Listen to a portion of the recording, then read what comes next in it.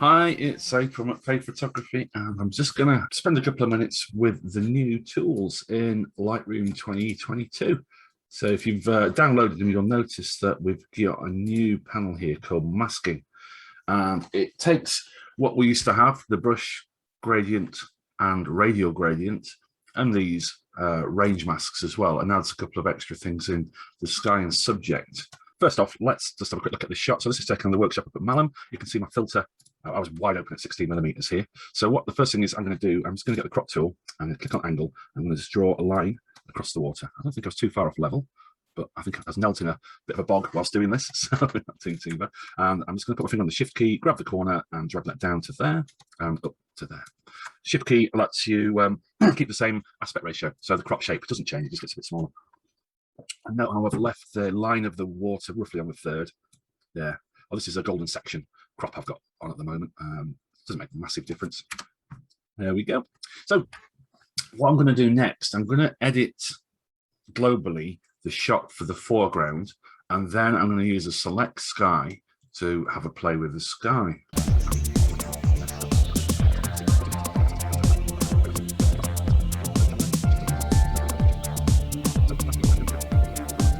So now what I want to do is select that sky and see how it works. So literally just open it up and click select sky.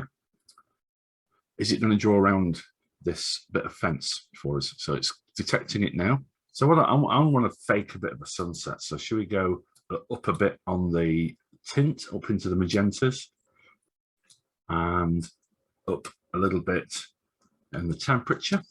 Now for me, this bright area here, at the end of where the grad filter was, isn't so bad, but the shadows above it are a little bit on the dark side. So I'm going to lift the shadows right up.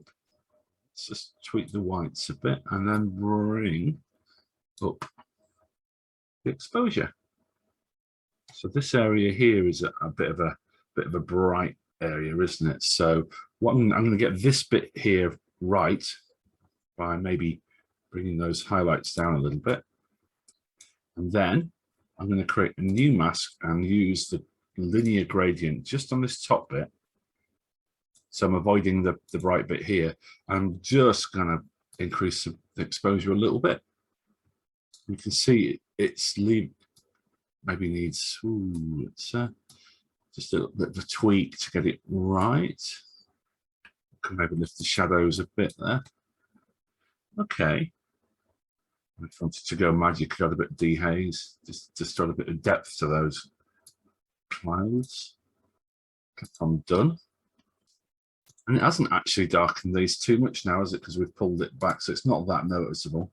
I think you could use a luminosity if you go back to this.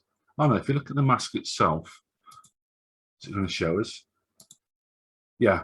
So that's the mask itself for this kind. So it hadn't actually, it's worked out cleverly for us that we didn't want that masking. That's brilliant.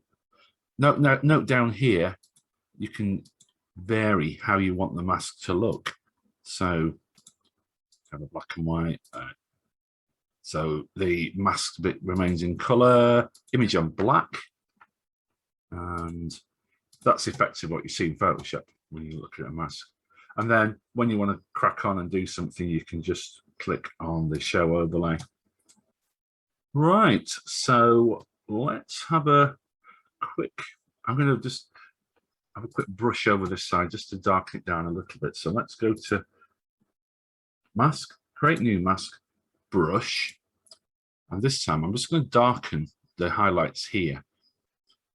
Okay, so it always seems to come up without any, reset slides automatically. There you go. So I'm just going to bring that down by about half a stop. There. We don't really want the lake or the tarn to be brighter than the sky because that just looks a bit weird. But we can also, whilst we're there, just add a bit of texture and clarity. There we go. And if we want to, we can have a look at where we've drawn. There you go. See, it's got auto masking on it, so you can see where it's found edges of rocks and things below. It's really come a long way. one day Photoshop won't be necessary for photographers when Lightroom gets that powerful. So I think to finish with, I might just add a little bit of a vignette. That I can see in that corner, there's a little bit of my, what do you call it, filter poking through. So I'm just going to see what happens if I, oh God, yeah, they haven't improved this. Clone that out. So I'm gonna use the clone feather. That's not so bad. Oh no, it's left a horrible circle. Yeah. So this is where Photoshop would come in. So I'm going to hit delete to get rid of that, and I'm just going to crop it in, and then zoom out. And I think I'm going to move. I'm getting a bit more of the sky. So there you go. So can we do a before and after with this? So if you think about it, we did global settings to get this bottom looking quite cool. Then we did a select sky to give it this warm sunsetty feel to it. Then we just did a little bit of playing around with the brush to darken down this overly bright area here. And that's how it works. Thanks for watching.